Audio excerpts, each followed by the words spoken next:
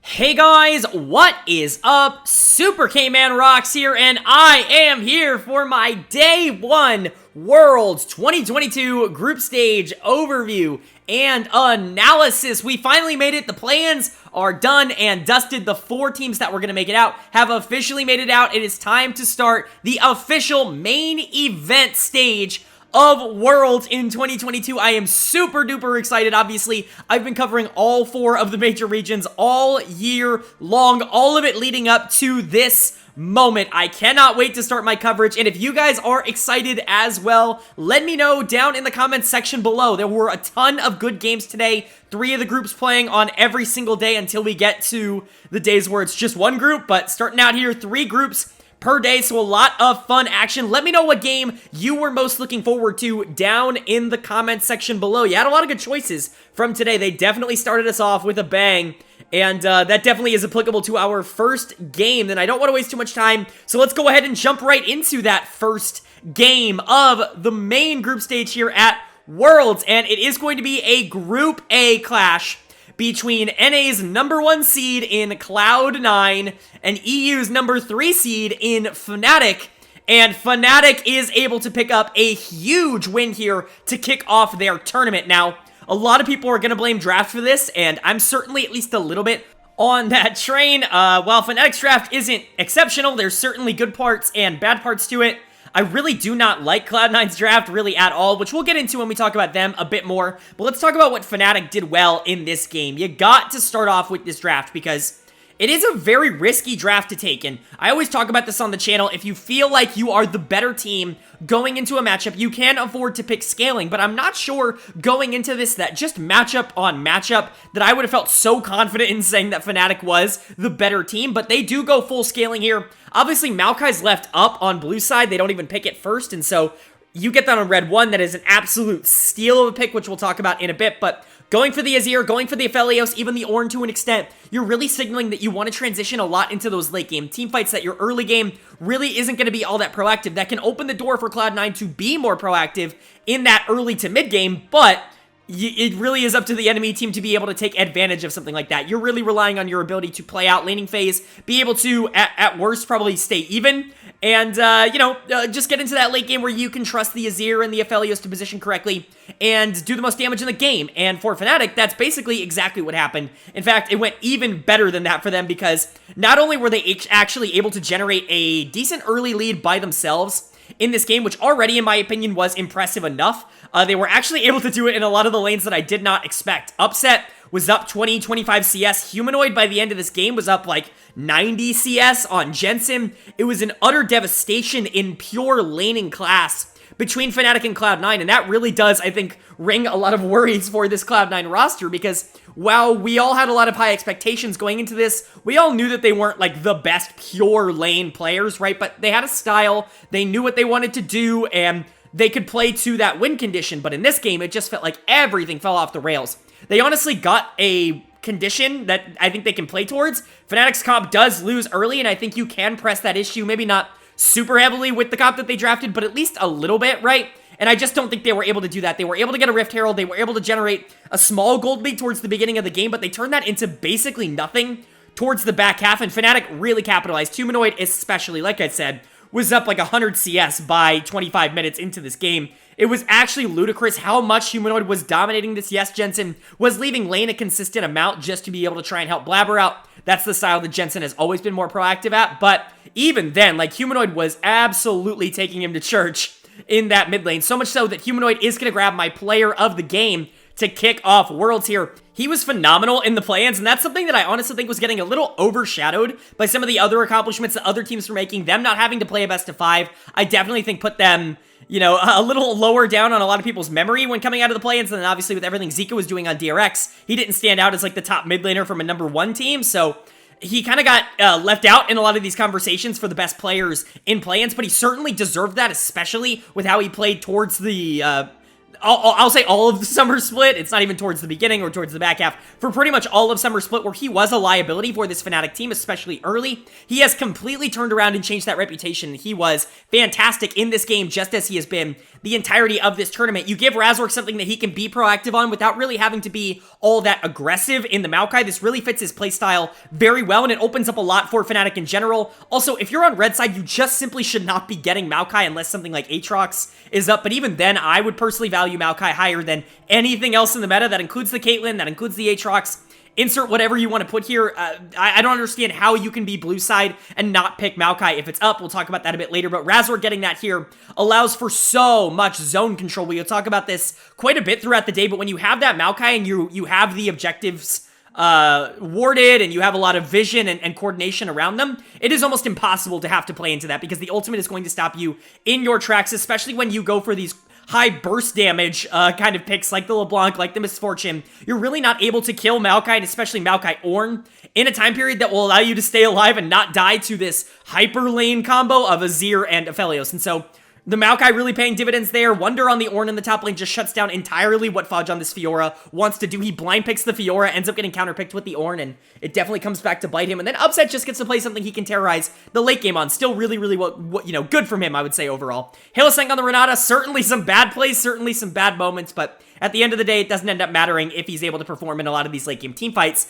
which he was. Those ultimates were super crucial overall, and I just think Fnatic played a really, really good game. Humanoid's gonna get the player of the game, but like I said, Wonder did a really good job stopping Fudge. Razork's Maokai was impeccable. I do attribute it a tad bit more to the champion than I do to the player, but Maokai is incredibly important, and really on red side, you should never be able to get it. And then Aphelios Renata, it's a lane I don't really recommend all that much to teams that aren't going to be able to play it super effectively, especially into the Misfortune Nautilus. I actually think that's relatively Cloud9 favored in the early game. The problem was that Upset is just simply the better player. He's better than Berserker, and I think we found that out in this game. For Cloud9, I've talked a bit about this draft already, but the LeBlanc makes absolutely zero sense. I understand for Jensen that it's one of his three, super comfort picks right now. You've got the Orianna, you've got the Zillion. I mean, the Anivia is kind of on that list too, but the LeBlanc is really his aggressive pick out of there, and you had the Sejuani in the jungle, so you wanted to go for something that he could be a little bit more proactive on, but golly, LeBlanc just does absolutely nothing into this comp. You cannot kill Ornn, you cannot kill Maokai, and you're not getting on Azir or Aphelios. So what exactly does the LeBlanc do? That was the problem that he ran into here. That doesn't even mention the fact that he got brutalized in lane. I talked about this with Humanoid.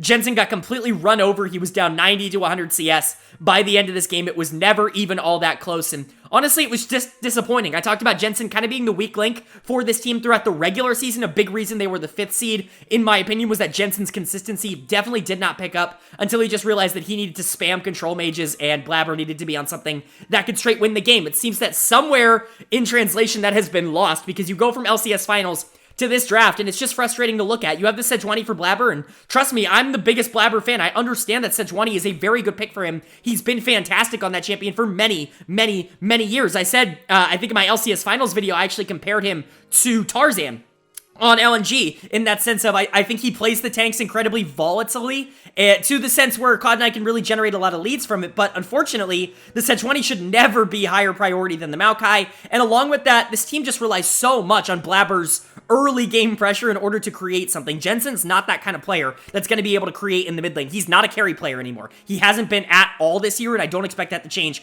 especially at the World Championships in this group, where he is, in my opinion, certainly the worst mid laner of the bunch.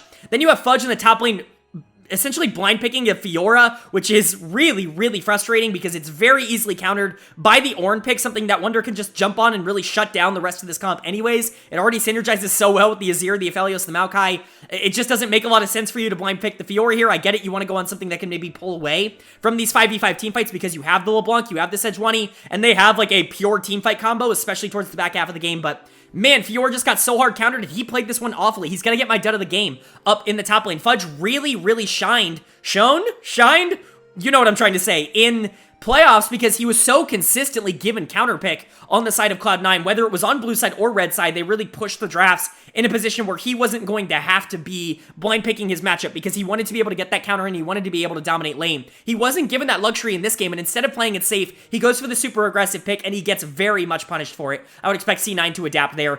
The other thing is Berserker and Sven just straight up lost, like, hard in the 2v2, which has got to be frustrating for them. I mean, these two kind of came into the tournament with the most expectations to be dominant. One of the big things I was worried about for Cloud9, and I talked about this in the primer, was that Sven really never had to play Engagers all that consistently throughout any of their big games this year. He was an Enchanter pretty much only player, and with a lot of those not really being in meta right now, Yuumi going to be probably perma-banned out against Cloud9. How is he going to adapt to having to play the Nautilus, having to play the Leona, things like that? Game number 1, not a great sign, as this lane that, by all accounts, should be dominated by Cloud9, especially without a ton of jungle intervention, which they didn't get, was just lost. Upset was up, 30 or so CS by 20 minutes. Definitely frustrating. I think Upset went to go make a play towards the mid lane, and Berserker caught up a bit, but man, like, Upset was actually dominating this lane in terms of CS, and that should just never be possible as the Aphelios into misfortune. So for Cloud9, really nothing was going right in this game, and that's got to be frustrating. What do I think this means for them overall? I think this draft is awful. I don't even think it plays to their strengths. I think it starts to forget a lot of the good things they did. I understand things like the LeBlanc for Jensen,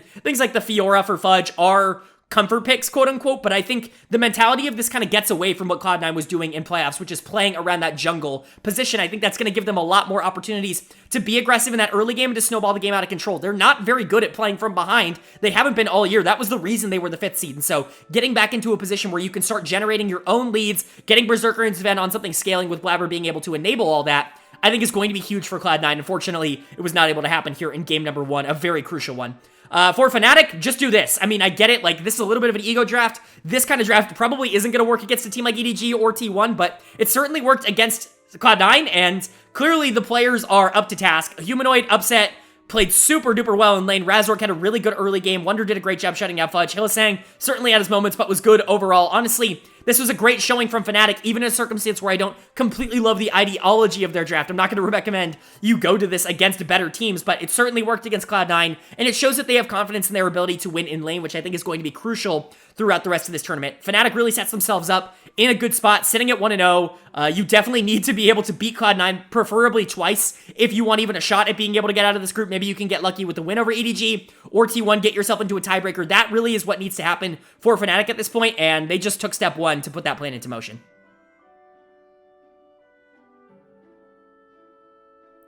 Moving on to game number 2 here of the opening day of group stage of the World Championships, and we certainly had another one that a lot of people were interested in, a battle of two teams that have, in recent memory, been pretty much the top of their regions, respectively, but both kind of having a little bit of a down year, quote-unquote, at least in their standards. One reflected in the standings, the other not so much. They were able to scrape by. Anyways, we've got the number 2 seed coming out of Europe. We have G2 Esports against the number 3 seed coming out of Korea, DAMWON Kia. Of course, both of these teams having met at Worlds before, most notably the 2019 quarterfinals. G2 would go on to make the finals and knock DAMWON out of that tournament. They would go on, DAMWON, of course, to be the best team in League of Legends over the next 2 years. And so, looking for revenge here against G2, and boy, are they able to get it in this game. A dominant victory from DAMWON to really solidify their spot at 1-0, and I don't mean to say I told you so, but this is kind of what I was talking about going into this tournament, where it really felt like DAMWON was looking like a down team all year long because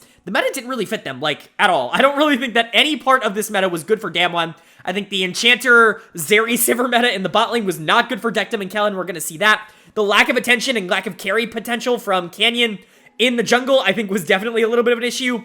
That's definitely changed. Showmaker now in the mid lane can pick up these Azir picks and really be dominant, more so in a way than he was in the summer split. I think all of this is going to bode well for DAMWON Kia just in general, and they absolutely did that here. I want to first talk about draft. Again, I know I'm, like, not the draft guy. Like, as much as I do love draft, and I feel like I have a pretty good grasp on it, as you guys would know if you followed the channel, it's not something I like to harp on too much because overall, while I feel draft is it definitely matters, it's like 5 to 10% of the equation. I would say the other 90 or so percent is playing the actual game, right? Most comps have some kind of win condition, and so you can play to them. Even if it's not the easiest win condition, most comps have something that they can play towards to try and win the game, and it's all about whether you can play to that win condition better than your opponent can play to theirs. But in this game, I don't know if I can even say that. This was an awful draft from G2. I mean, there's absolutely no excuse for this draft in general on blue side. First of all, a lot of power picks taken off the board. Aatrox, Maokai, on blue side. Really hate to see that. We don't want to play Aatrox, we don't want to play Maokai. Not exactly what you want to see from G2, just in general, the two biggest threats in the meta having to be banned on blue side from you. But you are left with the Caitlyn. That's kind of the other big mega pick, at least in terms of prio so far at this tournament. You're able to pick that up, and it's like, okay, that's going to dominate in the early game. You pair that up with the Lux. I think you add the Jarvan early on in the rotation as well. But what are you really lacking there? You're lacking late game priority and late game damage, but that can fix. You have your solo laners to pick from. So you go for the Ornn in the top side. That's going to be much safer. You're blind picking it on blue 4, so that's fine. But you do know your mid lane matchup. You know that you're going into Azir. You've known that the entire time. What do you end up going with? Well, you actually go with the Seraphine, and wow, I just hate that. Like, I hate it so much that I can't even begin to describe it. The Seraphine offers none of what you need with this comp. Obviously, what does Seraphine offer? Well, really good team fighting and good longevity. And yeah, you're lacking a bit in the team fighting quality, but it's not like Seraphine's going to be able to carry these team fights for you. The ultimate's great, and the sustainability that she can give everybody else on the team is super crucial, especially when you have a lot of engagers on this side like you do with the Jarvan in particular. But what are you really lacking with this comp before you pick this? Damage. Actual contestable damage. You have the Caitlyn in the early game, but if Caitlyn's not up by like 2 full levels, like, what exactly is going to be stopping this Camille Graves Azir comp from just getting on top of you and winning the team fight? You're not going to be able to out-sustain all that damage. Seraphine can be really prevalent, as we saw in play-ins, when played against low damage comps, things that you can basically just heal through. A lot of tanks, kind of similar to what G2 actually has in this case, but for DAMWON, you have an incredibly high damage comp. Yes, you have the Jhin in the bottom lane, who I would consider to be a relatively low damage AD carry in comparison to some of the other options that were on the table at the moment, but Camille, Graves, Azir, you can't qualify these as low damage picks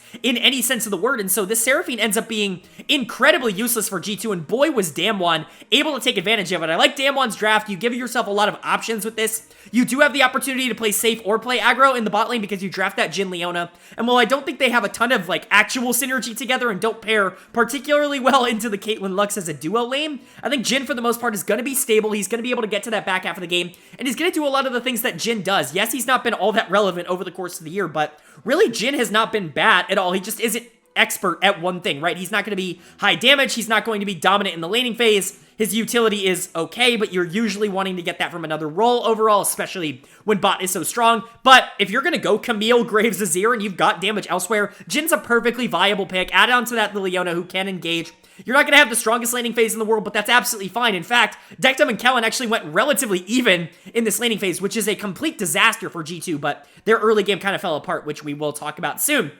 Really hard to talk about DAMWON in this game without at least mentioning the mid-jungle duo. They were the carry point for DAMWON. They always were going to be with this comp. You draft the Graves, you draft the Azir. If these two can get online and push themselves forward, they are going to just win the game, especially considering the talent that is playing these players, and absolutely they were able to do that. Canyon with some really good plays in the early game, trying to play around Showmaker. Jankos' pathing gets absolutely disrupted in the early game. It gets to the point where Jarvan's really not going to be able to do too much. He has some engages that go awry, tries to make some plays to save the bot lane, and none of it really works out. DAMWON's able to generate a pretty consistent lead basically by the 15-minute mark. And from that point onwards, they just steamroll the rest of this game. They're able to get every dragon. They're able to get every baron. It's basically uncontested. They go 11 towers to 0. I mean, it is a complete and utter devastation on the side of DAMWON Kia. And a lot of that, in my opinion, has to be attributed to Canyon here on the Graves, who is doing a ludicrous amount of damage. He's going to get my player of the game in game number 1 here for DAMWON. Again, I think it's a little bit contestable because Showmaker did play this game incredibly well. And honestly, I think a lot of people are going to give it to that Azir. But I do think Canyon's impact on the map was just a tad bit more. And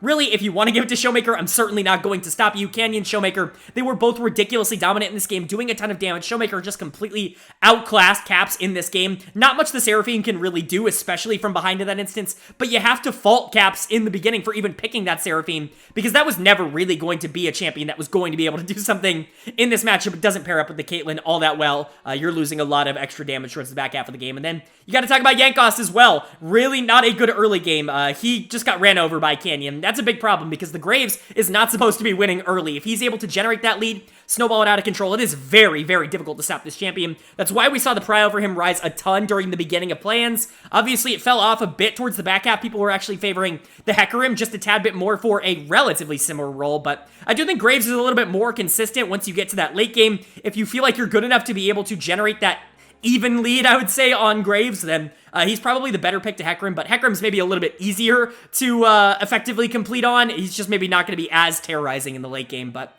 Canyon does a great job on the Graves, really dominates Jankos' game. Jankos is going to get my dud of the game here for G2. Just not fun to watch. Like, he got completely run over by this comp. I want to give a big shout out to Nuguri in the top lane. Obviously, was getting benched and kind of played around for the most part in the LCK playoffs and then the regional finals.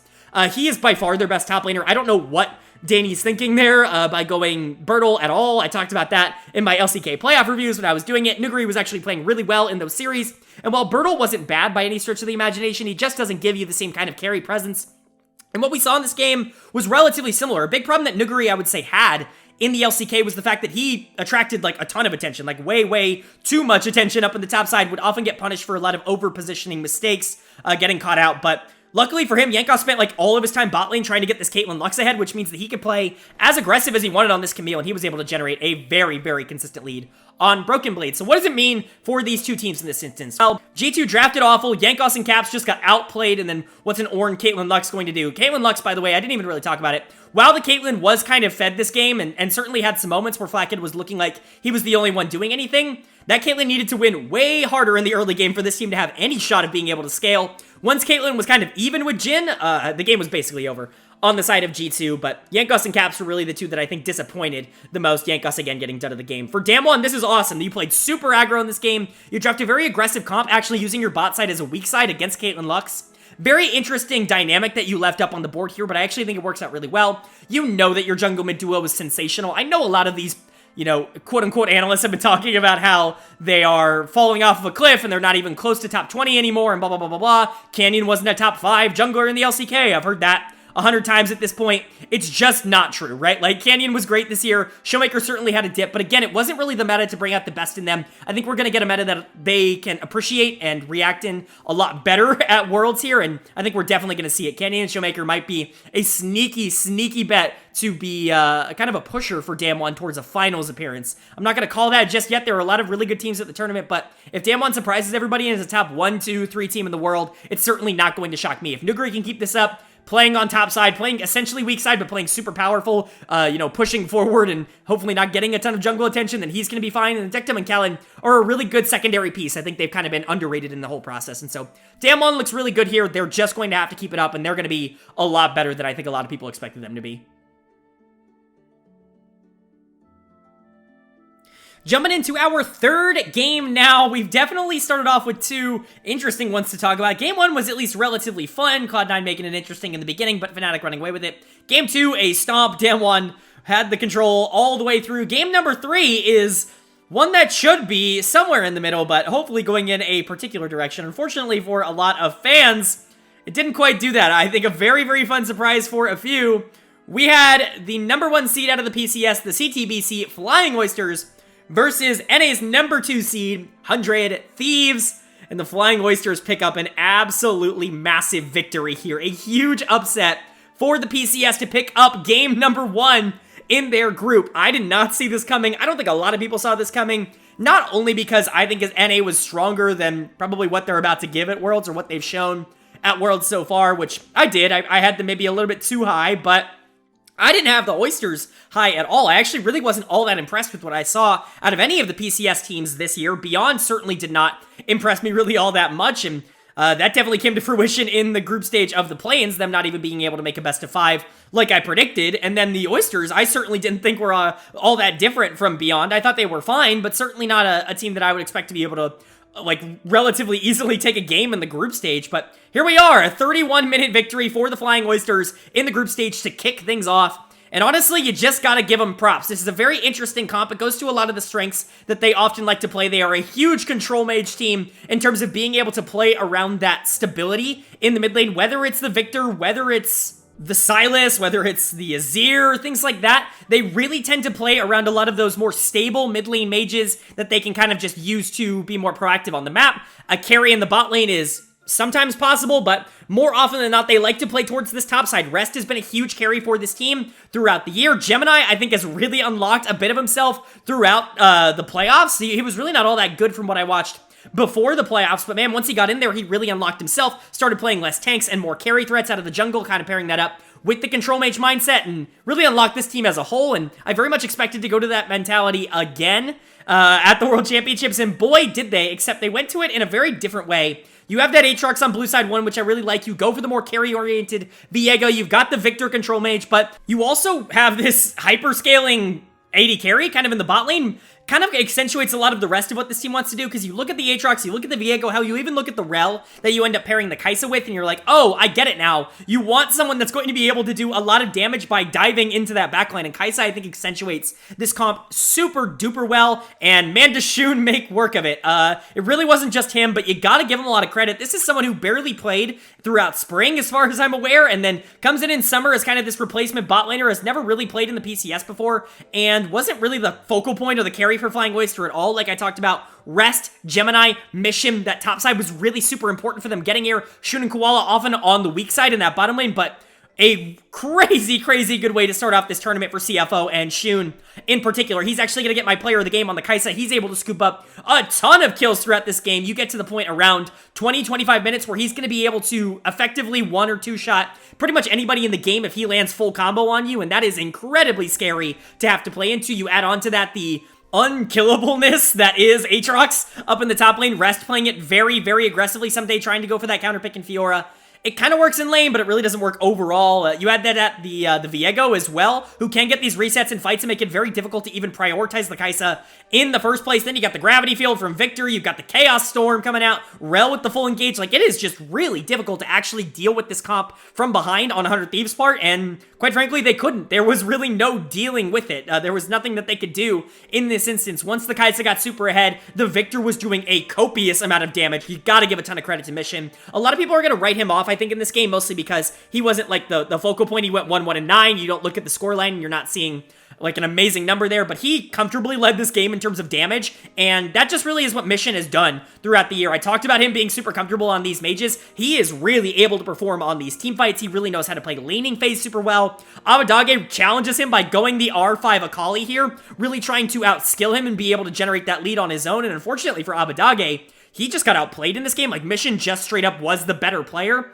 I'll talk about this a bit later, but Abadage was really getting hyped up by Azael and everybody on the dive, I know, a lot towards the back half of the LCS split. But if you watch this channel for any extended period of time, of course, I did my weekly recaps, my playoff round recaps. I don't really think Abadage has been all that good this year. I actually think I certainly didn't vote for him from any of the all-pro teams, and I don't think he was even close to any of them, in my opinion. Certainly had some good games, and was definitely a lot better in the second half of the split than he was at any point towards the beginning, but still was a lot less consistent than I think this team needed him to be, and at certain points was definitely the weak point of 100 Thieves. That definitely comes back to bite them here at Worlds, where a player like Mission, who by all accounts on this Victor shouldn't really be proactive, shouldn't really be destroying and taking over the map, was incredibly effective and basically, you know, along with Shun and Rest to an extent, like, dominated this game for CFO and really carried them to a win. So definitely disappointing on the side of Abadage, but a lot of credit to Mission, a lot of credit to Shun, and a lot of credit to Rest and Gemini on that top side, really creating that early advantage.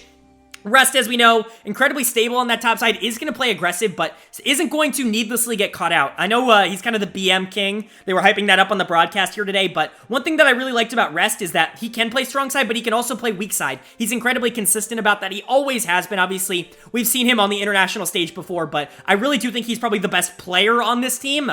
They just don't really feel like they have to play through him, especially when he's on the Aatrox, where they know he's just going to be super useful towards the back half of this game. But for 100 Thieves, frustrating loss. I mean, this is disastrous. Not only is this, like, not good for your chances in groups at all, but just as a morale killer, like, losing to CFO was certainly not how you wanted to start your tournament off. Obviously, a lot of games left to go. This is a team that we saw beat up on not Evil Geniuses, on EDG in groups last year at Worlds, and so we know they have surprises in them, but right now, they just feel like a weakened version of themselves. I already talked about Abadage really not being on the same level or even close to what he was last year. Closer, I don't think is on that level either. I've actually been very critical of Closer over the course of the year. He did not make any of my all-pro teams either. I actually thought there were a lot of good junglers in the LCS this year, and Closer never really stood out to me as one of them. The 3 players on this team that I think really drove them, at least to the playoffs in the first place, were Someday, FBI, and Huhi. FBI and Huhi really stepping up in the playoffs as well. I had a lot of high expectations for them to come in and do really well, because they did really well at Worlds last year, especially FBI, who was really, really good on the world stage against T1 and EDG in a very, very scary group. But FBI and Huhi come out here in game number 1. They get the Curse of the Sad Bullet Time bot lane. They get to play into Kai'Sa, who's very short range. Misfortune should be able to bully that lane out very, very extensively, and FBI looks bad. He's actually going to get my dud of the game here. Almost no damage coming out. Some of those ultimates were just bad, like badly positioned. I'm very worried about this. Huhi on the Amumu, not entirely his fault, but really not a lot that he could do here. A really good flash by him in the Rift Herald fight to be able to secure some points on the side of 100 Thieves, but outside of that, like, not a lot coming out from him, and FBI certainly not following up on a lot of the engages he was able to create. This bot lane simply has to be better if 100 Thieves want even remotely a shot to be able to take a game in this group stage. They really were the driving force for 100 Thieves in the playoffs, and if they're not going to be that here at Worlds, I'm very, very concerned with what this team's outlook is going to look like. I'll talk about Someday a bit as well. He finished second in MVP voting in the LCS to me. Very, very good throughout the split. Probably the best top laner in the region. You put him on Fiora here as a little bit of a counter to the Aatrox trying to be able to take advantage of that lane. And Someday's just not able to do that. Yes, he was able to generate like a small lead in the early game, but the Aatrox was so much more useful towards the back half. Mostly because the threat of this 5v5 team fight on the side of Oyster, with the Kai'Sa, with the Victor, the Viego, the Aatrox, the Rel, all of that, right? All 5 of them, so dangerous in that threat of the team fight that Someday couldn't really be in that side lane trying to procure an advantage for 100 Thieves by himself, because if he left, the game was basically doomed from a gold deficit. And so that pick ends up coming back to bite them, but I'm really not sure there's a better pick in that matter right now. Maybe putting Sejuani in the top lane and picking a more proactive jungler could have been a lot better. Hopefully get that Akali kind of rolling, and maybe FBI plays a little bit better in the early game, but when you're really just talking about it, I'm not sure there was going to be a pick that was going to match up into the Aatrox and be nearly as effective towards the back half. Anyway, that's a pick that I think 100 Thieves should just ban out for the rest of the tournament. Yes, it's Someday's best champion, but if you're not on blue side, like, you're not going to get it. And so if you're on red side, you just need to ban that thing out. It's very, very dangerous. For 100 Thieves, can they bounce back from this? Yes. Like, should they be a better team than CFO? Yes, but it certainly wasn't the most confidence-inducing start to the tournament that I could possibly have. Really, the players that I was really expecting to step up couldn't quite do it in this game, while Someday and Closer weren't, like, all that bad. Abadage, FBI, Huhi, they have to be better if this team wants any shot at being able to not go 0-6 in this group. For CFO, this is awesome. I mean, you're clearly feeling great about this. Your expectations are probably still not to get out of this group by any means, especially with the result later, but it's got to feel really good to be able to pick up an upset win here over a major region team. The PCS has kind of been discredited lately, me included. I've kind of, crapped on the region, I think maybe a little bit more than they deserve. They're still one of the 1.5 regions. They're not a major region, they're not a minor region, they're kind of somewhere in the middle. They definitely still need to be taken seriously, and they won that region for a reason, and so definitely took them lightly going into the tournament, but moving on games from here on out, I'm certainly not going to do that again in the future. Moving on to game number 4 here, and game number 4 was certainly an interesting one. I was kind of going into this one with the expectation that it would be probably the least close game of the day, the least interesting one. Most people probably could guess who was going to be coming out of this one with a victory, but surprisingly enough, while the result might not have been entirely shocking, certainly the way that we got there wasn't entirely expected. We had the number 1 seed from the LPL, JD Gaming, taking on the number 3 seed from the LCS, Evil Geniuses. And yes, JD Gaming is able to take the win here. Not really surprising, but this game was actually very close. A lot closer than I think this scoreline, especially this game time, is going to tell you. Evil Geniuses certainly held their own for a considerable amount of this game, and you gotta give them credit for that. But JDG, able to play that LPL style, that classic LPL style that everybody knows the region for, to pull it back. Basically, ARAM it down middle and just hope that the fights go well. And luckily enough, they were better, so the fights went well. Certainly can't complain about that, but you can complain about some of the decision-making. I don't hate their draft in general. You draft the Sedge super early into the draft. The Maokai's gone, so I totally like the Sedge being picked here. You don't really have a lot of good tank buster answers to it in the meta right now. Obviously, with the Aatrox out, there's not a lot of things that can really punish that, either in the jungle or in the top lane. They end up flexing it up to 369. This was something they did relatively frequently in the LPL. I know the casters were really surprised about this because obviously 369 is a very aggressive player and wants to be on those aggressive picks, but he actually played a considerable amount of tanks over the course of the regular season. Sejuani was one of, if not his most played champions. I'd have to check, but that definitely rings. I know it's got to be up there. He played it a ton throughout the regular season. They wanted Kanavi on these more aggressive, more late game scaling picks. So they end up flexing the Sejuani up to the top lane. They draft the Viego in order to try to facilitate that. Viego Azir can be a very dangerous mid-jungle duo if you're able to get to that late game. Obviously, they have enough problems in the laning phase that can be exploited by the right jungle matchup. Fortunately for them, they're going into another scaling matchup here in the jungle mid with the Graves and the Victor. And while Victor is probably the most scary out of those 4, at least in the early to mid game, there's really not a lot that he can do in order to push that advantage. A lot of those situations essentially have to be created around him, but the rest of JDG's comp pretty standard. They draft the Aphelios for more damage, the Thresh to accentuate that, help keep everybody else on the team safe. Viego especially, like we talk, obviously Aphelios loves Thresh for the mobility that the Lantern offers, and just the copious amounts of CC that he gives you, but Viego also really appreciates that. He can go in with a little bit less regret, and depending on who he gets, if he can get like a reset and an ultimate kill, then Thresh can actually like really enable some of those picks to be really dangerous towards the back half of this game. Theoretically, you could have a Viego go in, blast away on that Victor or that Varus, take him over, and then have Thresh Lantern him out, and now you've got a Varus on the backline. That can be very difficult to deal with, but just a lot of really interesting combinations. EG goes for a similar idea. Obviously, JDG really wanting that front-to-back team fight with the Sejuani, the Thresh on the front line to be able to help out. You've got the anytime you have Azir and Aphelios, I would say, on the same team, you're really looking for those 5v5s. Viego kind of accentuates that as well once they get into the late game. For Evil Geniuses, they're actually not that far off. Obviously, Graves wants to get in that position as well. Can be a super high damage carry, probably significantly higher than the likes of Viego, but does need a lot more time to get there, and you're accentuating that with a bit more CC, a bit more control. You really want to get that jungle ahead, but you have the Gangplank in the top lane. Should be a relatively decent matchup into the Sejuani. Certainly not going to dominate the lane by any stretch of the imagination. You're not going to like beat her up in lane or anything, but Impact's best champion, you're going to put him on it. He's going to be fine in the late game. You've got the Victor, already talked about that. Does have some agency in the early game, but not necessarily in this matchup. And then Kaori and Vulcan on the Varus Tahm Kench. This was something we saw relatively consistently out of them coming out of play-ins, I should say, not playoffs. Play-ins, the Varus has actually risen in prio a considerable amount coming into Worlds. Not entirely sure why over a couple of other picks, but it's fine. If teams seem to like it, then it's fine. It does a good amount of damage, especially in laning phase. Can really poke out, and then that ultimate's always going to be useful towards the back half.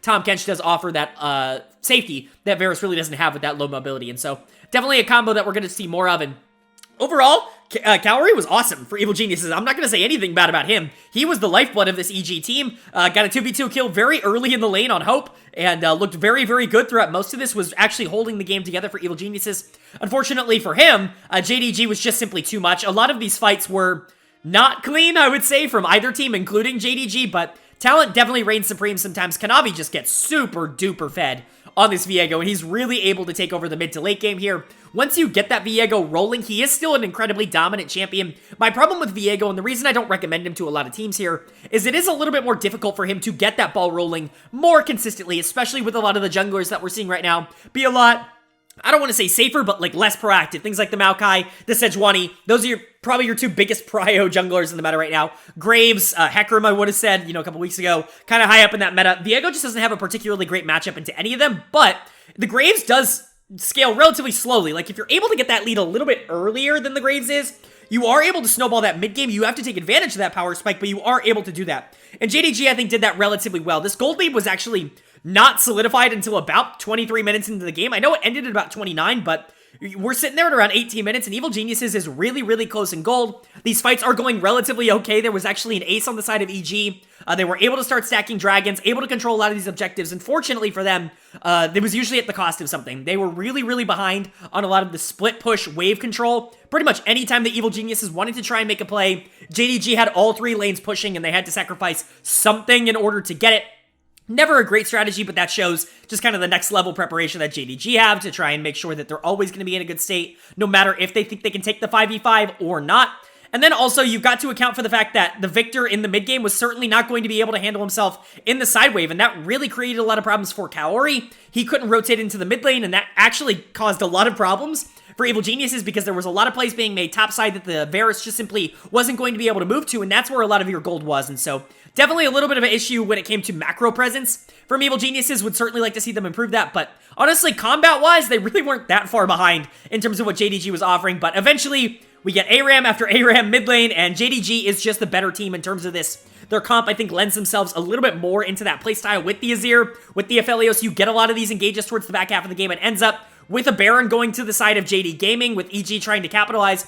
Hope is actually not there for the beginning of this fight, but he shows up very quickly, and that Aphelios ult is very quickly going to take care of Evil Geniuses and seal the game. Really, it was an easy choice for player of the game to call Kanavi here. He was able to get a lot of those resets. The mid game would have been completely doomed without this Viego. I don't think he played perfectly, certainly some misposition mistakes, but whenever he got into the backline, fights were often won by JDG, and that certainly was not an accident. Yagao, Hope, certainly did some good things. Hope was actually wildly mispositioned in the early game at multiple points. Like I said, dying in the 2v2 against Varus Tahm Kench is pretty much inexcusable on the side of Aphelios, and he also had some moments in the bot lane where he was just not keeping up. Honestly, Kaori outplayed him in the early game here. Hope definitely stepped up towards the back half, but the laning phase was always what I was a little bit more concerned on the side of Hope. He does like to go to these late game carries. I talked about this in my Group B preview, where Hope really doesn't like to go to the Caitlyn, to the Misfortune. Like, those aren't really his bread and butter champions. He likes the Aphelios, he likes the Jinx, especially in Spring, he liked the Jinx. Those are things that I really expect to see more out of JDG,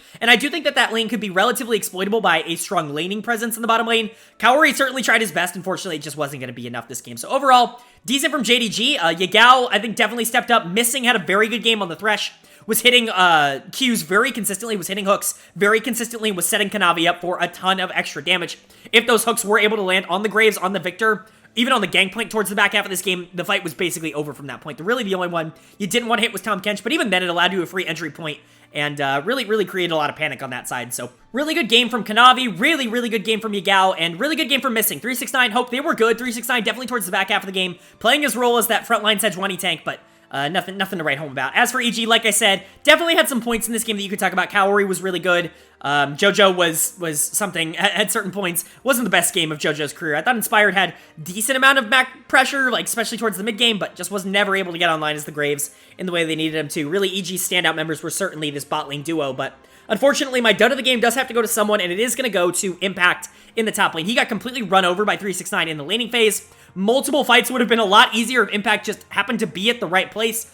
Gangplank flanks aren't exactly what I'm looking for. Obviously, the ultimate is absolutely crucial for these fights, and it allows him to engage even when he's not directly there, but his positioning was just poor, I think, throughout a majority of this game. And honestly, this is kind of a trend with Impact so far. He was not good in the playoffs really at all. He was not good in the regular season for Evil Geniuses, and honestly, he was the weakest member of this team throughout play-ins, at least for the majority of it. Obviously, he had some really good games towards the back half there, especially in that best of 5 against Mad Lions, but for the general part, I think Impact has been kind of the weak link of Evil Geniuses so far, and that definitely held up here. He cannot take his best champion and continue to misplay it like this and have this team be at all competitive. If he was actually like a strong Gangplank in this game, they might win. Like, it was really that close, and that might have been the difference. And so, unfortunately, Impact's gonna get my dud of the game. He really was kind of a hindrance for Evil Geniuses in this one, but you're really hoping that Veteran Instinct is gonna be able to come out.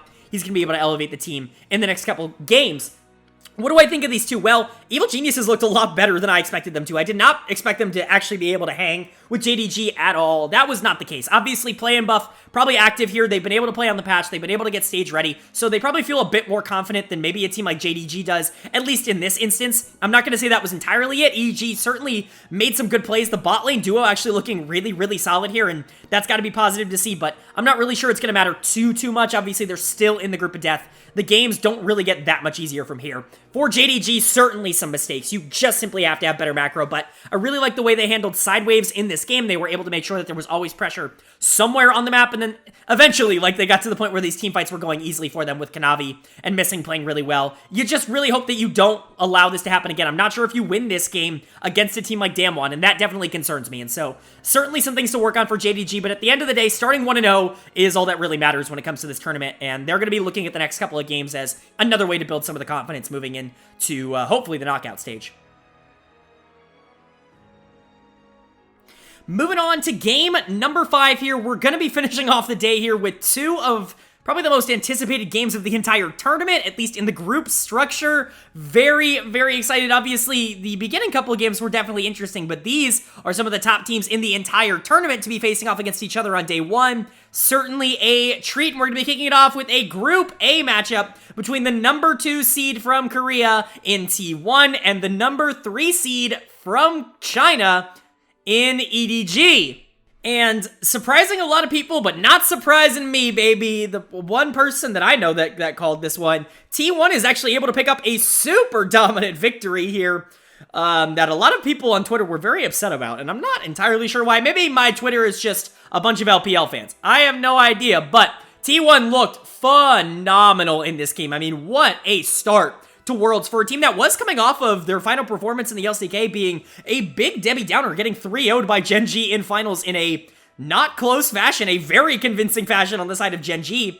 And really, they had never looked like they were on their level after the beginning part of Summer Split, at least T1 on Gen.G's level, but man, did they show up here in game number 1 at Worlds.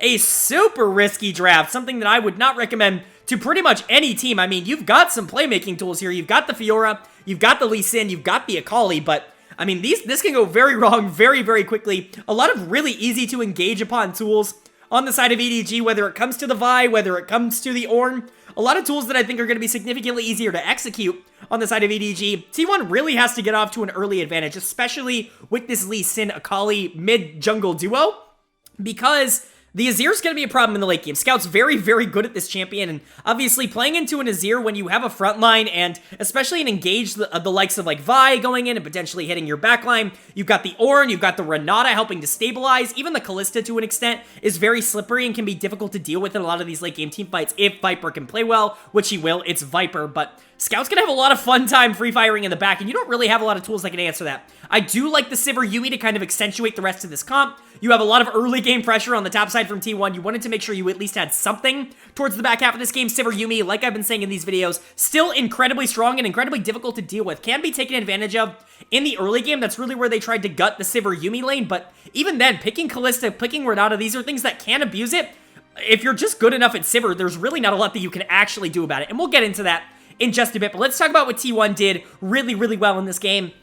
You can't talk about T1 dominating this game without talking about the GOAT himself. Faker in the mid lane pulls out the Akali in game number 1, goes styling on EDG, on his former substitute in Scout, and he looks pretty freaking good doing so, if I do say so myself. Very, very easy player of the game choice on the side of T1. It is going to go to Faker, and honestly, maybe the rumors of Faker's demise have been greatly exaggerated. Like, I certainly haven't been lower on Faker than maybe the majority of people. He still is, like, relatively a top 20 player in the world, one of the more consistent mid laners in the world just in general, but I think you can make a real case that he's been one of the weaker members of T1 throughout most of this year. I think he certainly was in spring, and again, no flame to Faker. He's amazing. That just shows how good T1 was in spring. Obviously, Guma didn't have the perfect summer, but even then, I still thought Guma had a lot of moments where he was really affected towards the back half, and Faker was definitely more of that facilitator role, with players like Zeus, players like Owner, really stepping up and being incredibly crucial to what T1 was doing in summer. It felt like Faker was taking more of a backseat role, but then we saw the end of the regular season. We saw him finally start to pull out some of these assassins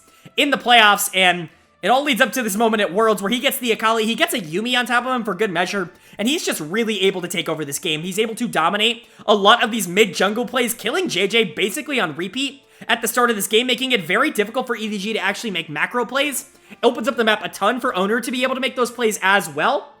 And then just transitions into the back half of these games where when you're getting the 3v3s, the 4v4s, around these objectives, especially towards the mid game, if you have an Akali that's just going to be able to blow people up, I mean, it is so easy for T1 to be able to keep objective control in that situation. Obviously, a lot of people talk about like the Maokai or the Sejuani being very difficult to engage into and engage on top of, and I really do agree with that. It's very difficult to contest them, and they are, you know, S+ rank at the role, but when you're talking about things that kind of raise that up, a blind Akali, like Akali with no vision, certainly up there, because she's just going to delete you off of the map if she has enough gold, and that's kind of what Faker was doing here, making it very difficult and very scary for EDG to actually try and contest any of these objectives, because Scout, Viper, Mako could be deleted in basically an instant, and there really wasn't a lot that EDG could do about it. Faker played this expertly, was never really in danger, had one of the most BM TPs of all time towards the back half of this game. I mean, we were talking about Evi's TP on the Gnar, where he goes in, he TPs while he's in the bullet time into the flank in the backline, jumps in and gets a full ult off on the Gnar, which was awesome. But for Faker, this like final duel around the Baron pit to kind of beat up on EDG towards the back half of this game, TPs to a ward that's like directly in front of him while he's getting attacked by Viper in this instance. I mean, like, absolutely disgusting. One of the most rude, like genuinely BM rude things I've ever seen, and only Faker's gonna be able to pull that off.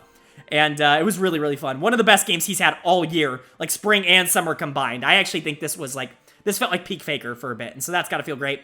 Keria was phenomenal in this game. I don't want to say it because it's Yumi, but like this Yumi was like impossible to deal with. Those changes, I'm convinced they were a buff at this point. I know we talk about Yumi getting like rebalanced, and I put her in the nerf section of my meta report video going into Worlds, but it really wasn't a nerf. Like, watching this play out, this was not a nerf. Yes, her healing and her movement speed and all that good stuff, you know, the cooldown's increased and you heal for less and the movement speed is less, but that damage is, like, way too high. Like, it is absurd. You're now building, like, look at the build for Keria. He's building full damage on Yumi, and he's still healing for a ton. He's doing a ton of damage. You have that ult cooldown now reduced. That was part of the changes as well. Just so many things that increase the value of this Yumi in terms of team play and playing aggressive, and overall, I think that's just made the champion more difficult to deal with. I would expect the Prio and Yuumi to only rise as the tournament goes on. We've seen her get banned out a ton. I would not be surprised to see her be the most banned champion by the end of this tournament. Maybe under like Maokai and Aatrox, but certainly up there. I just don't think a lot of teams are going to want to play into her, and clearly I think it's showing how strong she can be. But she not only helped Faker, she helped Guma a lot as well. Guma played this game well, although not a lot of it was on him. Certainly a really good play here where he flashes in on top of basically the rest of EDG after Faker goes in and tries to blow everybody up. He tries to get the rest of his combo off, is able to pick up a kill and walk himself out.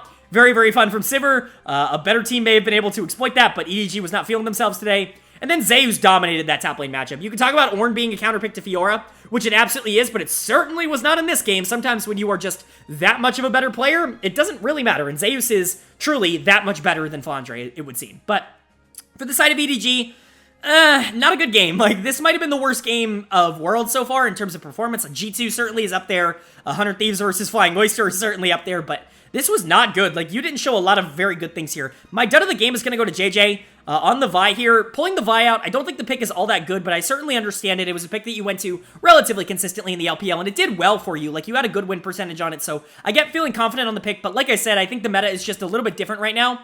Really, you're picking the Vi here to have easier access onto the Sivir on the backline, which makes sense until you realize, like, oh, Sivir can spell shield the ultimate. Then you go, oh, wait, okay, that's fine. Chilling Smite breaks spell shield, and so I can Chilling Smite, and then I can, you know, hit the ultimate. And it's basically just a mini game at that point. I can probably do it right 9 times out of 10, right? You're not gonna have to worry too much.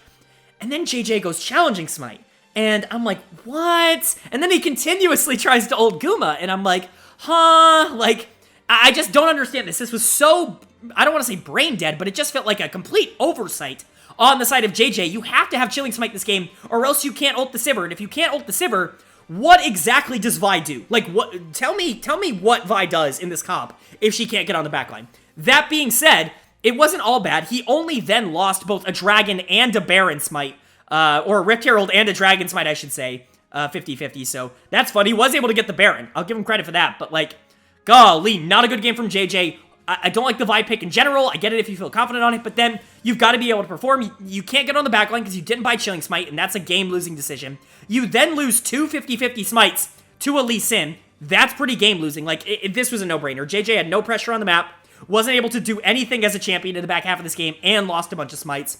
Pretty easy dud of the game for JJ. He might be dud of the day. Really, really not good from him. And then Flandre just got completely smacked in the top lane. Like, the Ornn into Fiora quote-unquote counter pick, which we saw earlier in the day. We saw Wonder absolutely smack Fudge in that same matchup on the Ornn. Sometimes when you're just good enough, the Fiora can just win. I mean, Zeus picks Fiora blind, and I'm like, actually, this is fine. I know that's a little bit hypocritical for me, but Fudge is not Zeus. I'm sorry, he's just not. Zeus is the best top laner in the world. That's how I ranked him going into the tournament in my top 20 players. I stand by that argument. He was phenomenal in this game and continues to prove that he is maybe the best player on this T1 team. Overall, very, very scary. Flandre not looking good.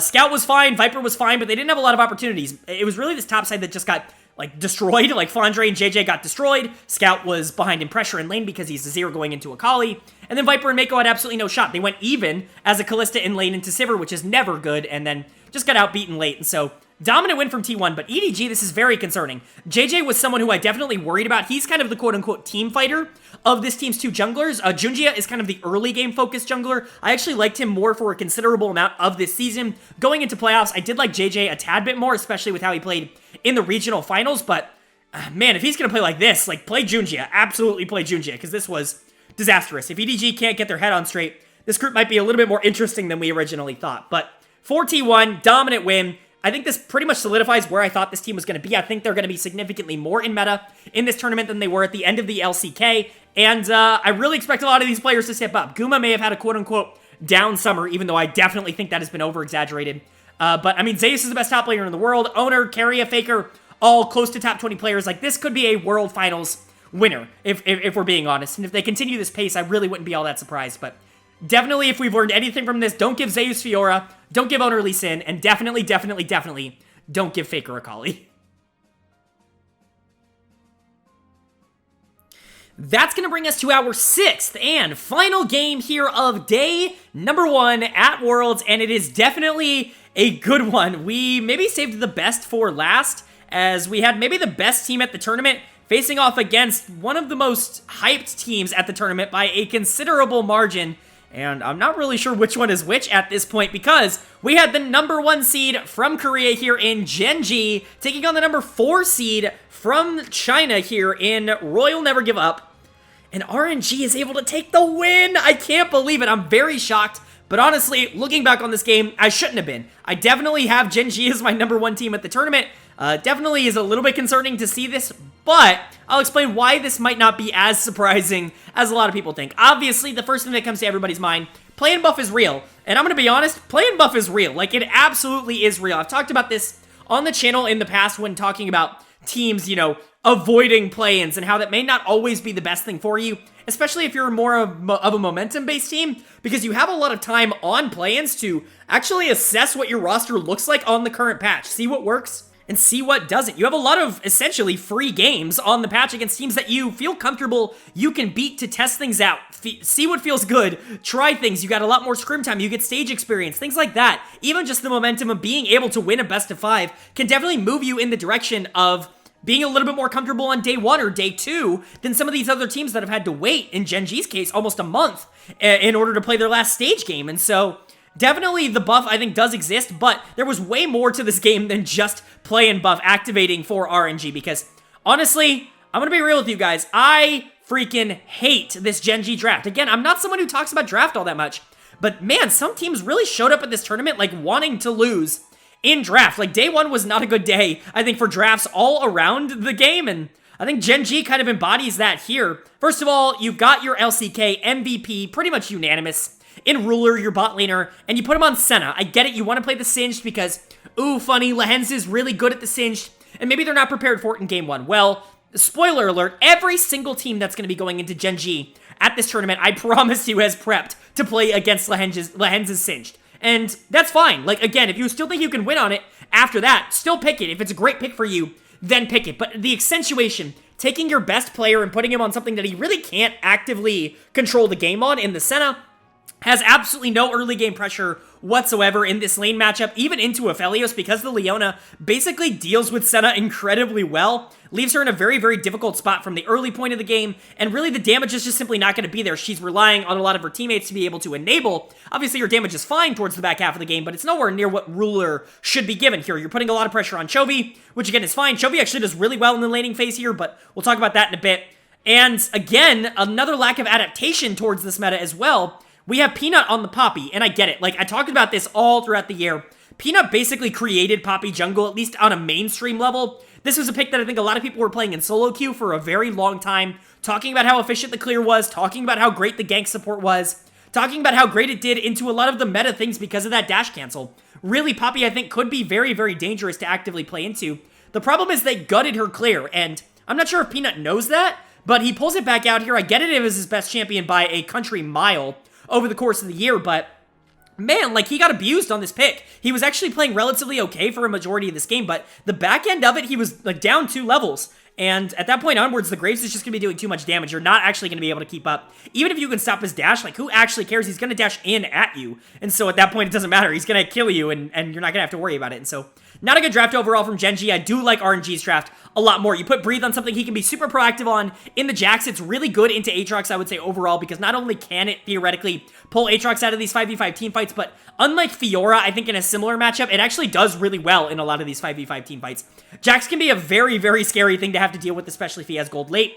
Accentuated very well by a lot of these more supportive, quote-unquote, pieces. The Lissandra in the mid lane was absolutely huge, and credit to Zhao, who he's actually going to get my player of the game here. He was like, okay, I'm into Chovy. I understand how this matchup goes for me. If I just sit here and stick out the lane, even in this game where Gen.G kind of got, you know, bodied around at level 1. We'll talk about that in a second, but even in this game where the level 1 went so bad for Gen.G, he knows, like, okay, Chovy's going to have basically perfect CS. I'm not really going to be able to keep up with him. He's going to dominate the laning phase, so I'm just going to go make plays literally everywhere else. And that's what Zhao did. He was happy to go down 40 CS by the mid game because he was able to create so much for Gala. He was able to create so much for Wei. And yeah, Chovy was super strong, but by that point in the game, Gen.G was on such a back foot that RNG really had complete control, and Zhao's job was essentially done. The Lissandra was super clutch. Those stuns are actually very, very scary because you can stun. And I'll talk about this play here. He engages on top side jungle, kind of going down to blue side.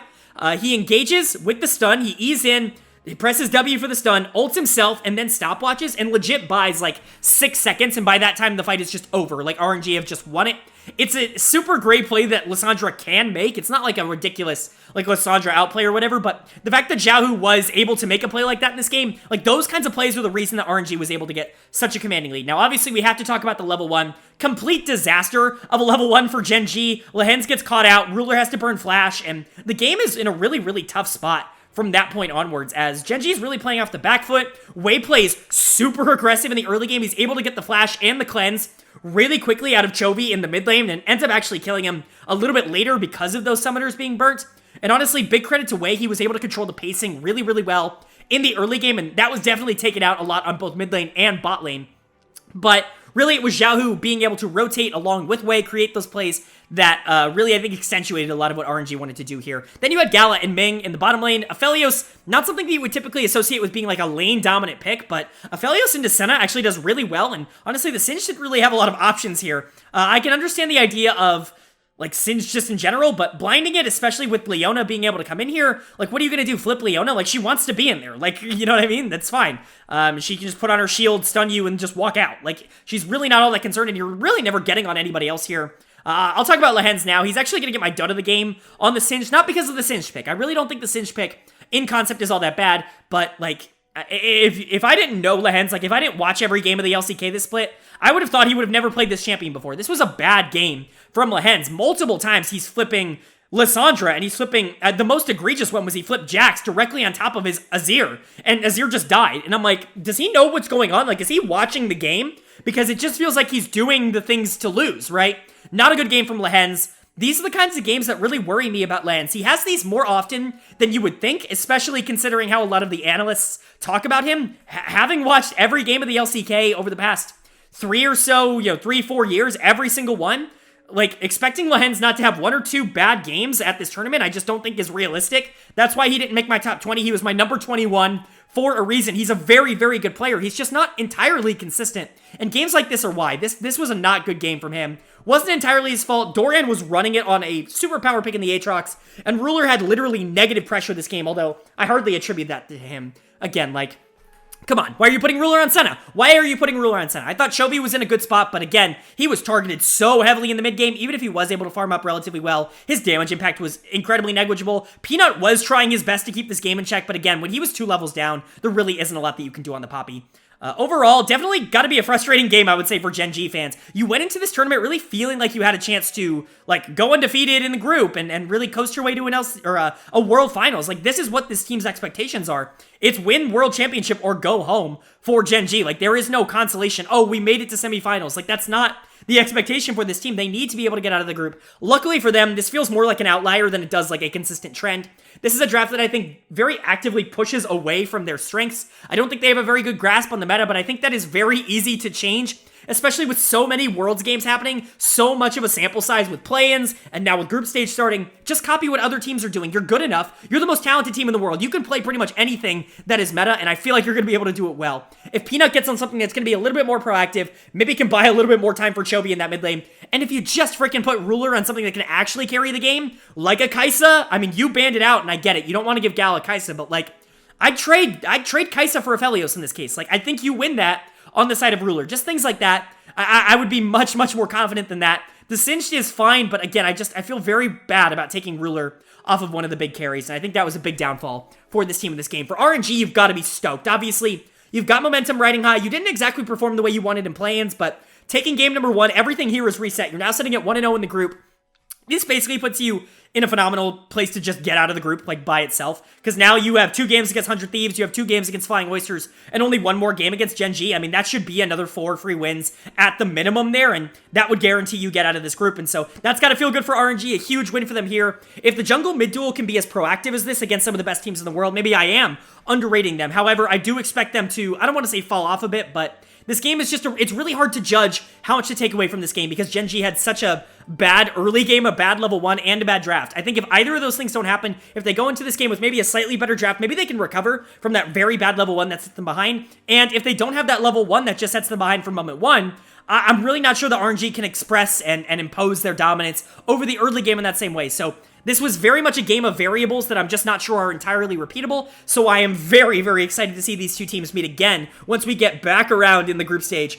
For now, though, RNG is going to be holding up the #1 spot in this group, at least until further notice.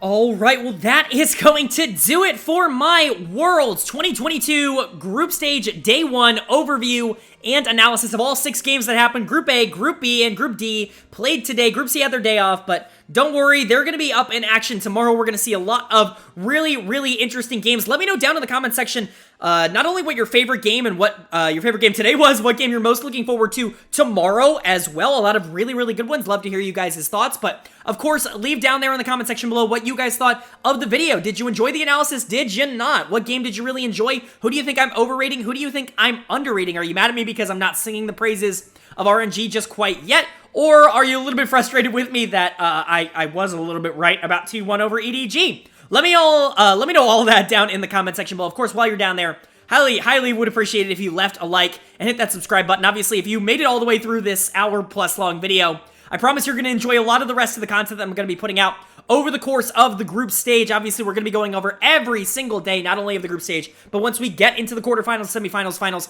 all that stuff will be covered on the channel, and I really do highly recommend you hit that subscribe button and hit the bell so you can be notified when those videos go live. But, of course, with all that being said, I hope you all are having a great day. I hope you continue to have a great day, and I will see you all later.